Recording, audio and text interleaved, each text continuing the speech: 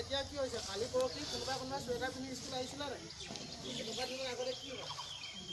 sweater বাদে T চাৰ্টটো পিন্ধি থাকিবলৈ অসুবিধা হয় নহয় আমি এতিয়া ঠাণ্ডা হৈছে আমাৰ যেতিয়া গৰম হ'ব লাগে তেতিয়া গৰম হোৱাই উচিত আৰু যেতিয়া ঠাণ্ডা হ'ব লাগে তেতিয়া ঠাণ্ডা হ'ব লাগে আমাৰ এতিয়া বৰষুণৰ দিনত এতিয়া গৰম দিনত ঠাণ্ডা দিনত গৰম হয় মানে আমাৰ কাহিনীটো পৃথিৱীখনৰ কাৰণে তেনেকুৱা হয় গৰম দিনত ঠাণ্ডা কৰি দিছে ঠাণ্ডা দিনত গৰম কৰি দিছে মানুহৰ বেমাৰ আজাৰটো বাদ দিয়ে পৃথিৱীখনত তেনেকুৱা এটা অৱস্থা হৈছে যাৰ কাৰণে আমি গৰমত থাকিব নোৱাৰা হৈছোঁ আজিৰ পৰা তোমালোকে যাৰ যি গাঁৱত আছিলে কল্পনা কৰা আজিৰ পৰা 10-15 বছৰ আগত আমি বিপণী মাৰি ঘৰত আছোঁ বচাব নালাগে মই ঘৰত থকাখিনি ৰক্ষা কৰিম আৰু কেনেকৈ গৰম পালা প্ৰকৃতিক ভাল কাৰণে আমি যেতিয়া ফটো মাৰোঁ ন ক'ত গৰম হয় ধুনীয়া ঠাই এডোখৰ য'ত চাৰিওফালে পাহাৰ আছে বা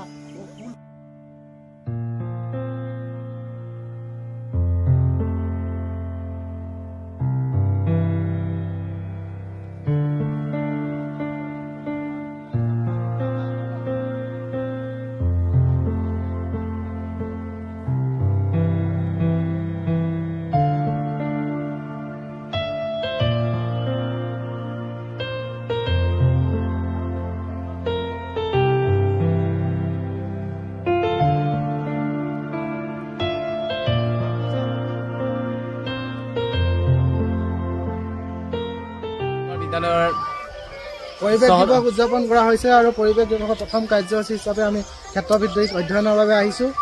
গতিকে ক্ষেত্ৰভিত্তিক অধ্যয়নৰ পিছতে ছাত্ৰ ছাত্ৰীসকল এতিয়া নিজৰ নিজৰ স্থানলৈ গৈছে আৰু আমি বাস্তৱ জ্ঞান দিবলৈ অলপ হ'লেও চেষ্টা কৰিছোঁ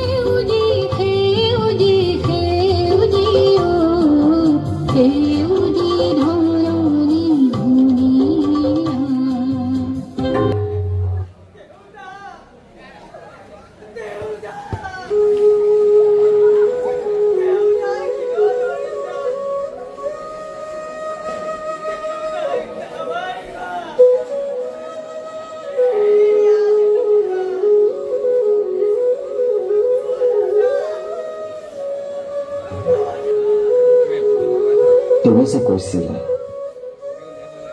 মোৰ এটা ফুটুকি চোলানৰ কথা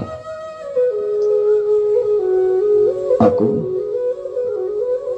তুমি যে কৈছিলা